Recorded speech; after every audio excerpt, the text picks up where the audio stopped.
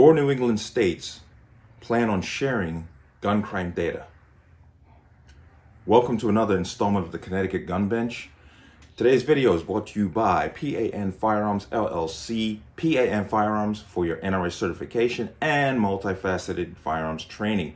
You can reach us at 203-300-6343 or use our website, www.panfirearmsllc.com. As always, there'll be a link in the description box below. But let's talk about this. The state of Connecticut, New Jersey, New York, and the Commonwealth of Pennsylvania have signed a joint data sharing agreement titled Memorandum of Understanding among the state of New Jersey, the state of New York, the Commonwealth of Pennsylvania, and the state of Connecticut concerning reciprocal sharing of crime gun data. To help deal with the gun violence across Pennsylvania and New Jersey, Governors Tom Wolf and Phil Murphy are teaming up with the governors of New York and Connecticut to take action. Our Kelly Rule joins us live with this story tonight. And Kelly, what are they doing about it? Well, Jason, I can tell you this was a quick announcement and they did not allow reporters to ask any follow-up questions. But we do know that normally data about recovered guns used in crimes is only allowed to be shared among law enforcement within state lines. Today, this announcement changes that. Frankly, our region remains the final destination for guns flowing from the south, especially along the iron pipeline. Thursday, Pennsylvania and New Jersey governors announced the latest attempt to address the gun violence, an agreement with the governors of New York and Connecticut that they feel will help crack down on illegal guns. Law enforcement in each state can now share reports from the ATF that trace who first bought and sold the guns that are recovered during criminal investigations. Ceasefire PA says about 32% of recovered guns used in violent crimes in PA are from out of state. In New Jersey, during a 6-month span this year alone, 85%. We think they'll be able to capture more of the illegal firearm trafficking happening. So when we can track down the person who's delivering 10 this week and 20 next week, that means that we can stop that flow of firearms that are being used in the homicides. Without this agreement, federal law only allows the ATF data to be shared within state lines. Ceasefire PA Executive Director Adam Garber says that's why it matters, but it's just a start. Do you truly believe something like this could make a difference? I think it will take some time, but this agreement will make a difference in halting some of the flow of firearms into communities like Philadelphia that are fueling the violence. Now, the agreement will expire in 5 years and then will renew annually after that unless the state wants to get out. And Shana, at this point, they're all in. Right. From the document directly, this Memorandum of Understanding, MOU, is made and entered into by the state of New Jersey, the state of New York, the Commonwealth of Pennsylvania, and the state of Connecticut, the parties, and shall confirm the mutual understanding and the intention of the parties regarding the reciprocal sharing of crime gun data in furtherance of each party's respective law enforcement operations and in the interest of public safety. Now, this is an interesting part here. Whereas, the ability of law enforcement agencies to share crime gun data across state lines will assist in their efforts to detect and deter gun crime, to investigate gun crime, and to identify and apprehend straw purchasers, suspect dealers, firearm traffickers, and other criminals. And whereas, the U.S. Bureau of Alcohol, Tobacco, and Firearms and Explosives assists state and local law enforcement agencies in their efforts to investigate gun crime by tracing any gun recovered in a criminal investigation and providing a report on that gun to the requesting law enforcement agency, known as an e-trace report, which contains data about the original dealer and first retail purchaser of that gun. And the ATF already fills this role of discovery as to firearms that are used in crimes. The agency then shares that data to the relevant state. The ATF has in place sharing of data restrictions, which means one state cannot access gun crime data from another state. For example, Connecticut cannot access New York's tracing information that is provided by the ATF. With this agreement, that now changes where the 4 states in question can pass information among each other's law enforcement agencies. For what reasons are still very cloudy, because the ATF can trace any firearm to the original FFL dealer and purchaser. When a gun crosses state lines, the ATF is the primary investigator. So why are these states doing what amounts to double work. But let's go back to the memorandum, because on page 4, and as always, I leave these in the link below so you can look at this yourself. Each party shall transmit its crime gun data with the exception of traces that have been designated priority and or sensitive to the other party's law enforcement agencies via a mutually agreed upon secure transmission method on a regular basis, the frequency of which shall be determined by the parties based upon their respective criminal intelligence needs and priorities. Such transmission shall include a copy of each e-trace report the party receives from ATF and or spreadsheet containing all the data from such e-trace reports.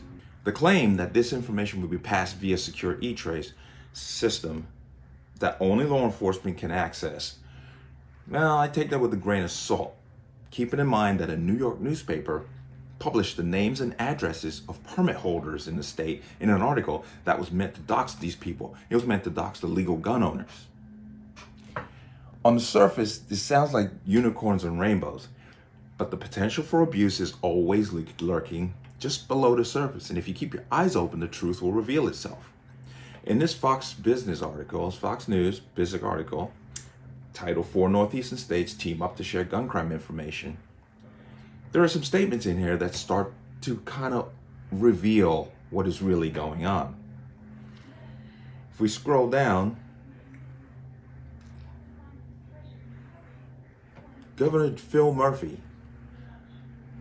None of us on the screen here are blind to the fact that our individual state gun laws are only as good as those as the rest of the neighborhood. New York Governor Kathy Hochul said, gun violence has spiked during the pandemic and called the 4-state memorandum transformative and a potential model across the United States. If Congress would simply allow us to share this nationally, what a better place this would be.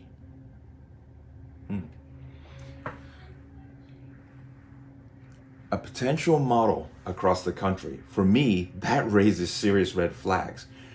But this coming from the state of New York, that instituted bail-free releases for violent criminals who then went on to commit more crimes, has just the air of hypocrisy within the wording.